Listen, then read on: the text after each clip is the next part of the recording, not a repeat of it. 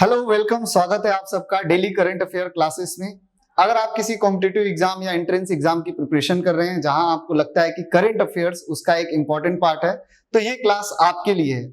इसके अलावा अगर आप चाहते हैं कि daily classes daily current affair से अपडेट रहें तो भी ये क्लास आपके लिए काफी हेल्पफुल है।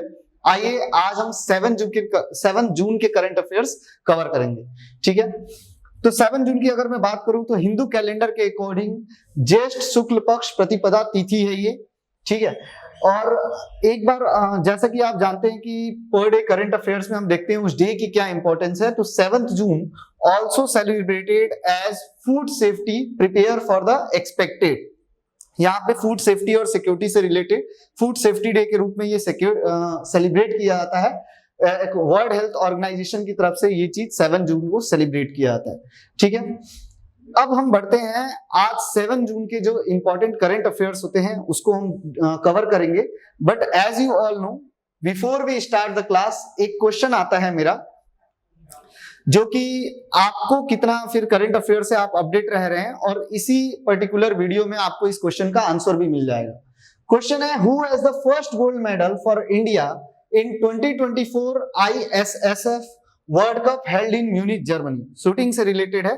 ठीक है, तो किसको पहला गोल्ड मेडल मिला है भारत की तरफ से 2024 में जो जर्मनी के अंदर ISSF का वर्ल्ड कप हेल्ड हुआ था, उसमें आपको बताना है।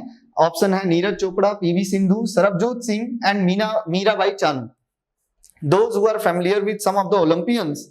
तो यहाँ पे आप इवेंट्स भी देख के आप पहचान सकते हैं कि इसमें से राइट आंसर क्या है। इसका राइट आंसर मैं आपको वीडियो में ही दूंगा जब इस पर्टिकुलर टॉपिक को हम कवर कर रहे होंगे। चलिए स्टार्ट करते हैं।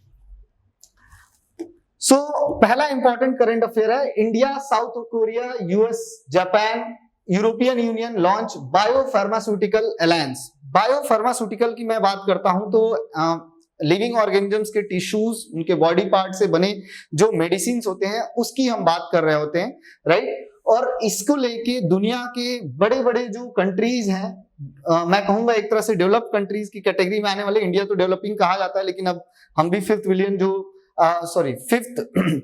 लार्जेस्ट इकोनॉमी की लिस्ट में आते हैं। सो ये सब मिलके इन्होंने बायो फार्मास्यूटिकल को लेके एक बहुत बड़ा अलायंस किया है, जो कि आगे चल के अभी इसमें हम देखेंगे कि किस तरीके से हेल्पफुल रहेगा। South Korea, India, the United States, Japan and the European Union have come together to launch an alliance to put joint efforts in building a resilient supply chain in the biopharmaceutical sector. जब Covid चल रहा था at that point of time, biopharmaceutical sector में बहुत ज्यादा एक तरह से हम कहेंगे कि ये सप्लाई चेन रुक गया था। अब इसको वापस कंटिन्यू करने के लिए ये कंट्रीज एक साथ आई हैं ताकि ये सप्लाई चेन दोबारा मेंटेन रहे, और इस पर्टिकुलर मेडिसिन के हेल्प से दुनिया भर में जो बहुत सारी खतरनाक बीमारियां होती हैं उसको कहीं ना कहीं इलाज करने का एक हेल्प प्रोवाइड होगा, right.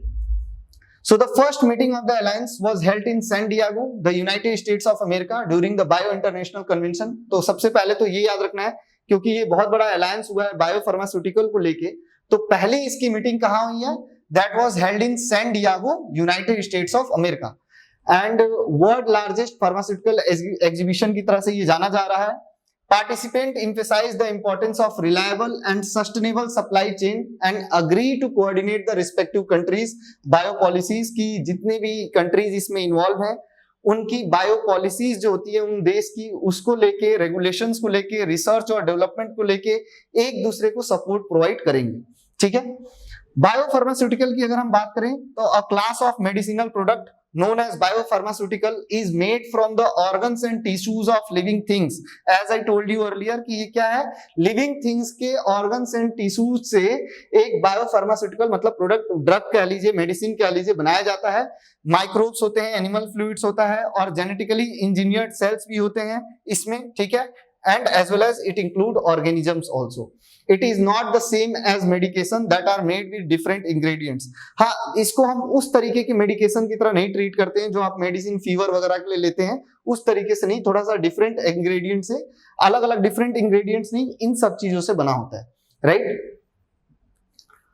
It produces pharmaceuticals mostly from proteins and nucleic acid. जो फार्मास्यूटिकल्स होते हैं, मतलब जो दवाइयां हैं, वो प्रोटीन्स और न्यूक्लिक एसिड से बनती हैं। आरएनए और antisense oligonucleotides using biotechnology, biotechnology को यूज करके ये सारी चीजें प्रिपेयर की जाती हैं। Biopharmaceuticals are predicted to account for around half of all the new medications created during the next 5 or 10 years। ऐसा प्रेडिक्ट किया जा रहा है कि अगले आने वाले 5 से 10 सालों में बायोफार्मास्यूटिकल्स जो होंगे वो हाफ ऑफ द मेडिकेशंस को कवर कर चुके होंगे world wide, right.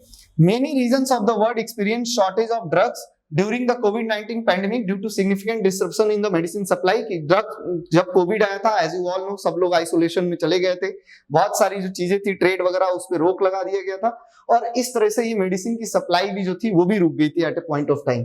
So the epidemic severely affected the production of vital raw materials and chemicals which was concentrated in a small number of countries, and now the alliance want to stop situation like this from happening in the future। कि अगर कभी ऐसा फिर से condition बनता है तो हम इस तरीके से अपने रेगुलेशंस को, सप्लाई चेन को मेंटेन करके रखें कि ये चीज कंटिन्यू रहे ऐसे टाइम पीरियड में भी।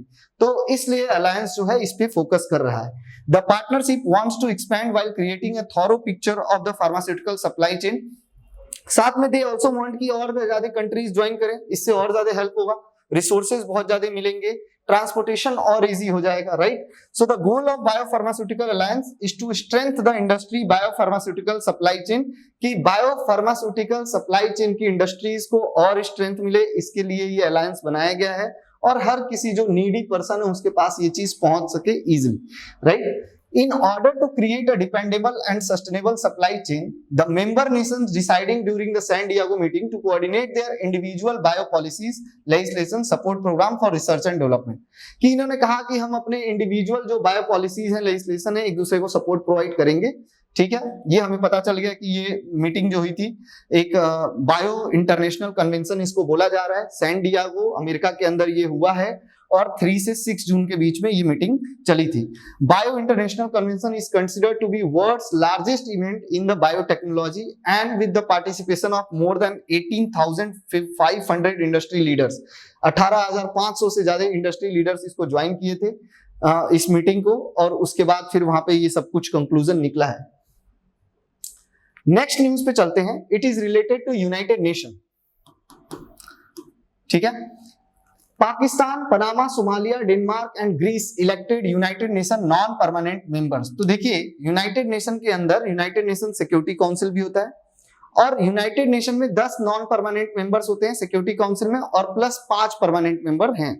मैं आपको इसी वीडियो में बता दूंगा कि 5 परमानेंट मेंबर्स कौन से हैं, लेकिन बिफोर दैट आप जब तक मैं वहां पहुंचू उससे पहले आप कमेंट बॉक्स में लिख के मुझे बताइए कि वो 5 परमानेंट मेंबर्स कौन से हैं, right. The United Nation General Assembly has elected Pakistan, Somalia, Panama, Denmark and Greece.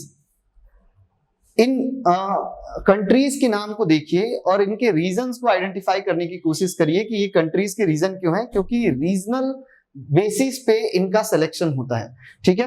The new non permanent members of the United Nation security council. तो ये जो है ये नए नॉन परमानेंट मेंबर्स होंगे। अब आप कहेंगे कि इसमें टोटल 5 है, और टोटल आप कह रहे थे 10, तो बाकी 10 का भी जो होगा उनका भी सिलेक्शन अभी बाकी है, हो जाएगा, वो भी चेंज करेंगे, आगे मैं बताऊंगा। They have been re-elected for a 2-year term starting 1 जनवरी 2025। जो नॉन परमानेंट मेंबर्स होते हैं उनको लगभग 2 साल के लिए सेलेक्ट किया जाता है, right. The election to elect 5 new members of the United Nation security Council, ये जो इलेक्शन था वो 6 जून से लेकर इसका 6 जून को कंडक्ट करवाया गया था। यूनाइटेड नेशन का हेडक्वार्टर है न्यूयॉर्क के अंदर, यूनाइटेड स्टेट्स ऑफ अमेरिका में है। जापान, माल्टा, मोजाम्बिक, इक्वाडोर और स्विट्जरलैंड, ये जो 5 देश हैं ये भी नॉन परमानेंट मेंबर के रूप में थे, और इनको रिप्लेस कर दिया जाएगा by recently elected permanent members Pakistan, Somalia, Panama, Denmark and Greece. The term of this nation expires on, अब इनका टेन्योर कंप्लीट हो जाएगा 2 साल का जो होता है वो दिसंबर 31, ठीक है। और फिर 1 जनवरी से ये रिप्लेस कर देंगे जो आपको 5 कंट्री मैंने बताया। The newly elected members of the United Nation security Council will be addition to the non permanent members. अब ये क्या होंगे, ये जो 5 हैं, बाकी पहले से जो और नॉन परमानेंट 5 मेंबर्स हैं उनको ज्वाइन कर लेंगे। Algeria, Guyana, Republic of Korea, Sierra Leone and Slovenia. The agreement with Algeria, Guyana, अब इनका जो एग्रीमेंट है वो कंप्लीट हो रहा है, ये स्टार्ट हो जाएगा कब से, 1 जनवरी 2024 से। तो उन्हीं के साथ मिलकर ये लोग भी ज्वाइन कर लेंगे, और इस तरीके से 10 + 5 यानी टोटल 15 मेंबर्स हो जाते हैं, non permanent plus permanent members हो जाते हैं यूनाइटेड नेशन सिक्योरिटी काउंसिल के अंदर। सिक्योरिटी काउंसिल अलग होती है यूनाइटेड नेशन के अंदर, उसी की एक बॉडी है, और यूनाइटेड नेशन जो है वो एक अलग ऑर्गेनाइजेशन के रूप में काम कर रहा था। यूनाइटेड नेशन सिक्योरिटी काउंसिल उसी का एक पार्ट है, ठीक है। सिक्योरिटी काउंसिल का काम ही यही है, देश दुनिया भर में पीस बना के रखना, जिसके लिए ये यूनाइटेड नेशन का फॉर्मेशन हुआ था। एक क्वेश्चन और आता है, मैं पूछना चाहूंगा कि यूनाइटेड नेशन की जो पहले फॉर्मर बॉडी थी उसका क्या नाम था, कहां से इसकी शुरुआत हुई, जिसको पेरेंट बॉडी हम कहेंगे, ठीक है। Okay, the terms of the newly elected Pakistan, Somalia, Panama, Denmark, इनका टर्म्स जो है वो भी 1 जनवरी 2025 से 31 दिसंबर 2027 में स्टार्ट होगा। अच्छा, जस्ट अ सेकेंड, हाँ 2024 तक, ठीक है, ओके। अब सिक्योरिटी काउंसिल और इसके रीजनल ग्रुप, जैसे मैंने कहा कि अगर थोड़ा बहुत कंफ्यूजन है कि क्या है ये सिक्योरिटी काउंसिल रीजनल ग्रुप, तो उसको क्लियर कर देते हैं। 10 non permanent seats on the security Council are distributed according to 4 regional grouping. तो मैंने आपको कहा था स्टार्टिंग में कि एक बार इन कंट्रीज के रीजन को आइडेंटिफाई करने की कोशिश करिए, तो आपको दुनिया के अलग अलग रीजन से ही मिल जाएंगे, कॉन्टिनेंट से, जैसे अफ्रीका एशिया से, ईस्टर्न यूरोप से, लैटिन अमेरिका से एंड द कैरिबियन से, ताकि सबका रिप्रेजेंटेशन अवेलेबल हो नॉन परमानेंट मेंबर ग्रुप में भी, and the western European and other states group. Similarly United nation के जब टॉपिक को हम पढ़ते हैं तो उसमें भी हम देखते हैं कि परमानेंट मेंबर्स को भी लेके यही चीज एक कोशिश की जाती है कि परमानेंट मेंबर्स की लिस्ट में भी वो उन कंट्रीज को इंक्लूड किया जाए जो एक तो ऑलरेडी डेवलप्ड हैं, ठीक है, प्लस अच्छा खासा उनके पास military power as well as economic power के साथ साथ उनका रीजन भी मैटर कर जाता है कि वो अपने एक उस रीजन को रिप्रेजेंट करें जहां ऑलरेडी रिप्रेजेंटेशन नहीं है, राइट। इसमें भी कुछ कॉन्ट्राडिक्शन है। Candidates this year viewed wide for 5 seats under 3 regional groups, 2 from Africa and Asia Pacific, यानी आपको दिखेगा कि ये अफ्रीका एशिया पैसिफिक से 2 कंट्रीज इसमें इंक्लूडेड है, plus 1 from Latin America and the Caribbean and the 2 for Western Europe and other states. United Nation security council is the most important body of the United Nation and it is primarily responsible for maintaining international peace as I told you and security. बस वो बात अलग है कि जब Israel और Palestine का issue आता है, हमास का इशू आता है, यूक्रेन और रसिया का जो इशू आता है, तो उस पे इस यूनाइटेड नेशन का इतना कुछ देखने को मिला नहीं है। कोशिश तो की जाती है, लेकिन फिर भी यूनाइटेड नेशन कहीं ना कहीं एक तरह से दुनिया भर में पीस को मेंटेन करने में 80% मैं कहूंगा सक्सेसफुल तो रहा ही है। Decision of the security council is binding on all the members of the United Nation. It comprises 15 members, 5 of whom are permanent and 10 non permanent है। Security United Nation security council की बात कर रहा हूं मैं, ठीक है। और 5 परमानेंट बॉडीज जो हैं वो हैं कौन सी, United States of America, United Kingdom, France, Russia and China. As a ask you question, तो उसमें ये 5 परमानेंट मेंबर्स हैं। इनके पास क्या है, इनके पास वीटो पावर है। And if they vote against a resolution in the United Nation security council, कि मान लीजिए कि रसिया की बात आ जाती है, अभी जैसे यूक्रेन और रसिया की कहानी चल रही है, तो अगर रसिया के ऊपर बैन लगाना है, जबकि रसिया खुद एक क्या है, परमानेंट मेंबर है, तो इन दैट केस अगर कोई रिजोल्यूशन पास होता है सिक्योरिटी काउंसिल के अंदर, तो रसिया के पास ये पावर है, क्योंकि वो एक परमानेंट मेंबर है, तो उसको स्पेशल वीटो पावर मिली हुई है। इस पावर को लेके अगर वो यूज करता है और इस रिजोल्यूशन के अगेंस्ट वोट हो जाता है एक भी, तो वो रिजोल्यूशन पास नहीं होगा। This is what the importance of this veto power. तो ये 5 परमानेंट मेंबर्स जो है वो कई बार अपनी बेनिफिट के लिए इस वीटो पावर को यूज कर लेते हैं। 10 non permanent members of the United Nation security Council are elected for 2 years and do not have veto power. जो नॉन परमानेंट मेंबर्स है इनके पास वीटो पावर नहीं होती है। 10 seats are distributed among 4 regional group, जो कि हम पहले डिस्कस कर चुके हैं। Pakistan and Somalia were elected from the African Asian group. Panama जो है वो लैटिन अमेरिका और कैरिबियन ग्रुप से इलेक्ट हुआ है and Denmark and Greece were elected from Western Europe and other states group, ठीक है। तो इनको चूज कैसे किया जाता है उसका भी एक प्रॉपर प्रोसीजर है, ऐसा नहीं कि कोई भी कैसे भी इलेक्ट हो जाए। To be chosen as non-permanent member of the United Nations Security Council, a nation must receive the votes of at least 2/3 of the United Nations that are present and participating. कि जो present हैं उसमें से 2/3 members जो हैं उस particular country के लिए वोट करें कि yes इनको इस बार हमें क्या बनाना है, non-permanent member बनाना है। There are total how many countries? 193 members of the United Nations Security Council. Non-permanent members are chosen by secret ballot. कि secret ballot के थ्रू चूज होता है, इसका मतलब कि ये नहीं पता चलता कि किस कंट्री ने किसको वोट किया है। Non-member states that are designated as observers at the United Nations are not permitted to vote in the election of United Nations security members. Holi सी जिसको वेटिकन सिटी कहते हैं और पैलेस्टीन, ये एक यूनाइटेड नेशन सिक्योरिटी ऑब्जर्वर के रूप में है, ठीक है। पैलेस्टीन को पहले दर्जा नहीं था, बाद में दर्जा मिला एज ए कंट्री, ठीक है, लेकिन फिर भी मैं कहूंगा ये एक ऑब्जर्वर के रूप में है, सिर्फ ये वोटिंग वगैरह में पार्टिसिपेट नहीं करते हैं। Every year elections are held to elect 5 non permanent members of the United Nation security Council and the members tenure start on 1 January next year. तो 5 करके वो इलेक्ट होते रहते हैं। India has been elected 8 times. अगर भारत की हम बात करते हैं तो प्रीवियसली 8 बार भारत को इलेक्ट किया जा चुका है as a non permanent member, और ये वो डेट है, आप देख सकते हैं। यूनाइटेड नेशन की अगर हम बात करते हैं तो it is an international organisation that was formed in 1945 after the League of Nation. तो आपका एक क्वेश्चन मैंने जो पूछा था आपका उसका आंसर है कि किस पेरेंट बॉडी का ये यूनाइटेड नेशन रिजल्ट है, तो this is league of nation, जो कि सेकेंड वर्ल्ड वॉर रोकने में फेल कर गया था, लेकिन फिर भी वहां से ये निकला कि सभी देश आके मिलके और ऐसी कोई ऑर्गेनाइजेशन बनाए जो आगे इस चीज को दोबारा होने से रोके। Initially it consisted of 51 member countries, but अब आज के समय में 193 है टोटल। स्टार्टिंग में इंडिया भी इसका मेंबर था।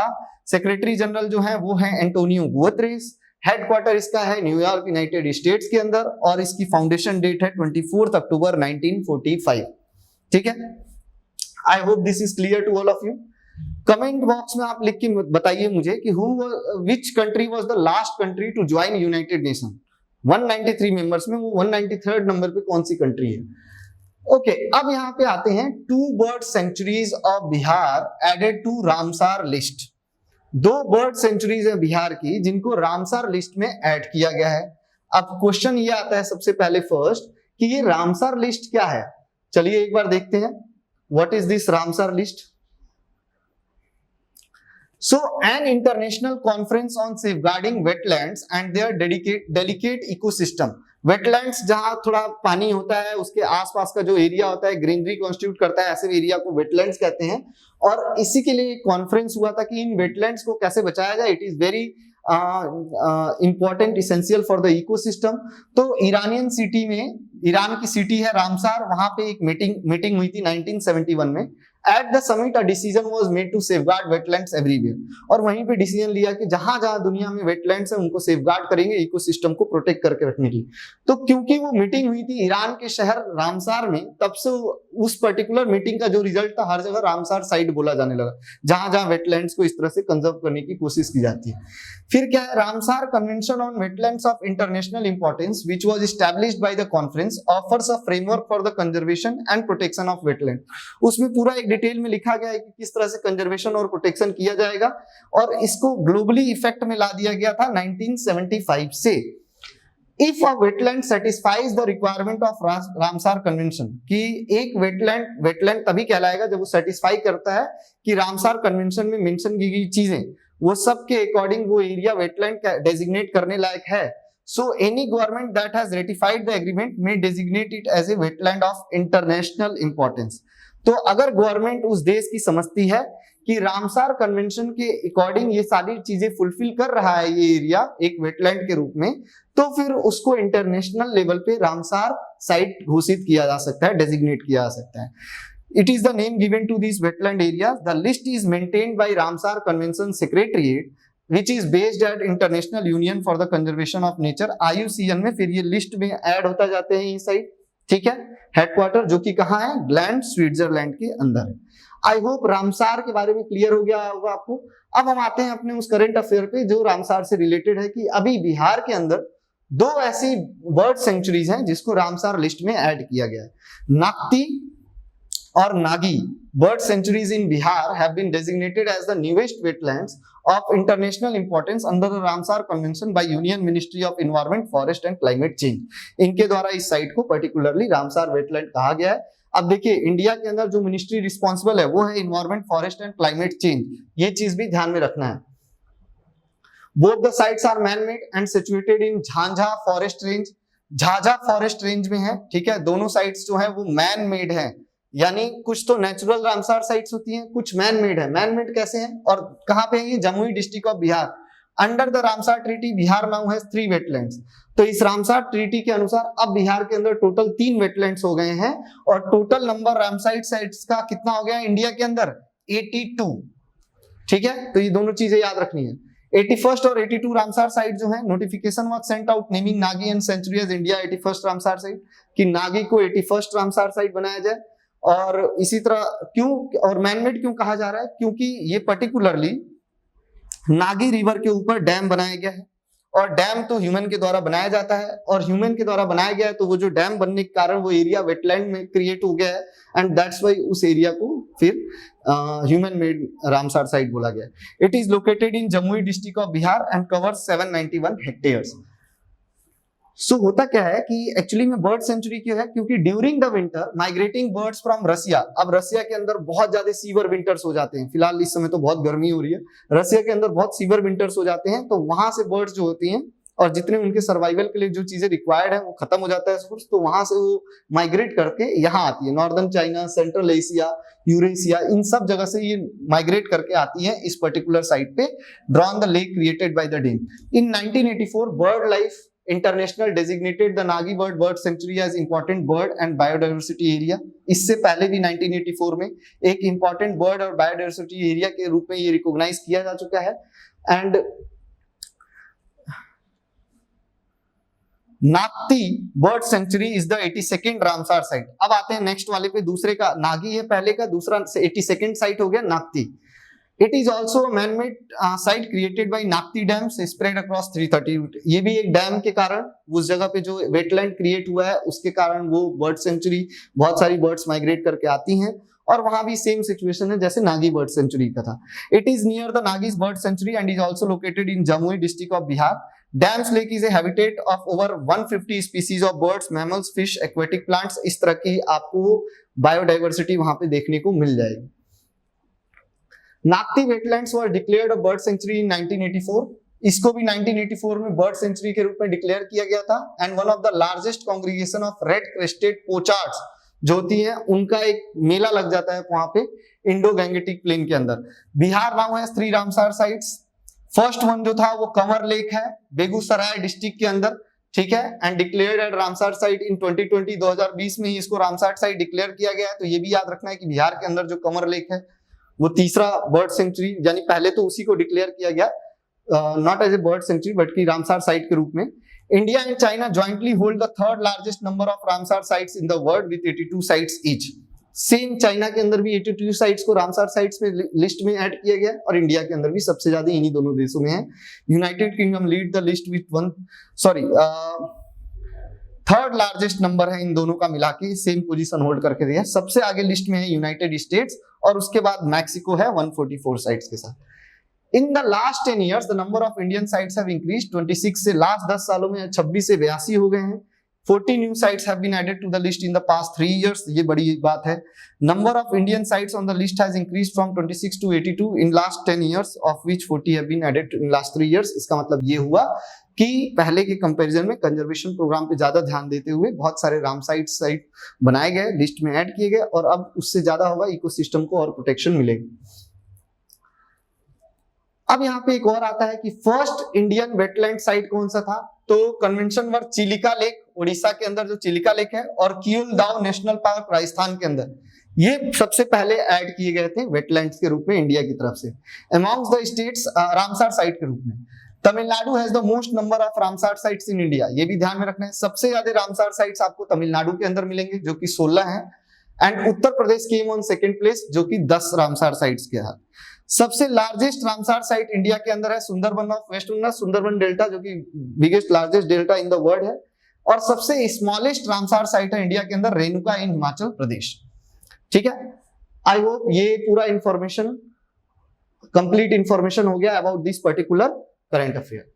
अब if you remember in the starting I ask you a question, हर करंट अफेयर में पूछता हूं, उसका आंसर आपको इसमें मिलेगा कि ISS वर्ल्ड कप जो हुआ है म्यूनिच के अंदर, उसमें सरबजोत सिंह जो है उनको गोल्ड मेडल मिला है 10 मीटर एयर पिस्टल में। तो he want first medal at the international Shooting sports. क्योंकि फर्स्ट मेडल है तो अपने आप में बहुत बड़ा अचीवमेंट है, which was held in Munich Germany. ISSF क्या है, इंटरनेशनल शूटिंग स्पोर्ट्स फेडरेशन का वर्ल्ड कप है, जो कि ओलंपिक के बाद सबसे ज्यादा इसकी इंपॉर्टेंस समझी जाती है इस पर्टिकुलर शूटिंग गेम में। The ISF World Cup held in Munich, Germany from May 31st to 8 June 2024. Indian shooter Sarabjot Singh ने 42.7 पॉइंट्स इन्होंने लिया था, जो इन टर्म्स ऑफ पॉइंट्स जो होता है शूटिंग के अंदर, ठीक है। और इनका जो इवेंट है वो है 10 metre air pistol event. Shaohang Bu of the People's Republic of China वो सिल्वर मेडल जीते हैं, और जर्मन रॉबिन वॉल्टर वो जो हैं वो ब्रॉन्ज मेडल जीते। सरबजोत सिंह का सेकंड इंडिविजुअल गोल्ड मेडल है आईएसएसएफ वर्ल्ड कप के अंदर। Last year also he won the gold in the 10 metre air. तो अगेन इन्होंने रिपीट किया, अपनी परफॉर्मेंस को कंसिस्टेंटली मेंटेन करके रखा है, राइट। ISSF क्या है? World Cup is one of the most prestigious shooting tournament in the world after the Olympics and organised by the shooting sports governing body International Shooting Sports Federation. इसका formation हुआ था 1907 में और इसका headquarter है Munich Germany में, जहां पे ये इवेंट करवाया गया है अभी। First ISSF World Cup organise हुआ था 1986 मैक्सिको सिटी में, ठीक है, मैक्सिको के अंदर। एंड 1996 के बाद every year 4 ISSF World Cups have been held. In an Olympic year, only 3 years are held. Every year the ISSF organize the World Cup for rifle and pistol events separately from the shotgun World Cup. इसी तरह अलग अलग जो event होते हैं shotgun का, rifle का, इसका अलग अलग इवेंट करवाया जाता है, पिस्टल का, ठीक है। ये थे आज के करंट अफेयर्स 7 जून के। अगर मैं बात कर रहा हूं तो let's practice some MCQs। Which countries have launched the Biopharmaceutical Alliance? कौन से देश ने Biopharmaceutical Alliance लॉन्च किया है? ठीक है, आंसर आपको कमेंट बॉक्स में लिखना है। India, Japan, South Korea, and European Union and the United States of America. Next question, where was the biopharmaceutical alliance launched of which India is a member? तो ये कहां पे लॉन्च हुआ है? San Diego, USA. Where was the bio international convention 2024 held? तो ये भी वहीं पे आपको सैन डिएगो यूएसए में मिल जाएगा। Which country has been elected in 2024 as non-permanent member of the United Nations Security Council out of the given option? कौन सी देश एक है? तो आपको पता है 5 कंट्रीज को अभी ऐड किया गया है, तो उसमें से एक पाकिस्तान है। What is the term of non-permanent member of United Nations Security Council? जो नॉन परमानेंट मेंबर होते हैं उनके कितना टर्म होता है? 2 years का ये टर्म होता है, ठीक है। Which was the first wetland of India to be declared as wetland international importance under the Ramsar Convention? पहला वेटलैंड कौन सा था? तो पहला तो था आपका Chilika lake, right. Which state has the maximum number of wetlands included under Ramsar Convention? कौन से स्टेट में सबसे ज्यादा रामसार कन्वेंशन के अकॉर्डिंग वेटलैंड है? तमिलनाडु के अंदर। And there are certain self research question, जैसे कि मोमेंटम इन्वेस्टिंग, अग्निवीर स्कीम क्या है, पॉसिबल सिक्योरिटी चैलेंजेस क्या है 2024 में इंडिया के लिए, foreign contribution regulation act and super energetic particles. ये सब ऐसी चीजें हैं जो इंपॉर्टेंट एक आपके क्वेश्चन बन जाते हैं और रिसर्च के लिए। So this is all from today's daily current affairs. See you in the next class. Bye bye everyone.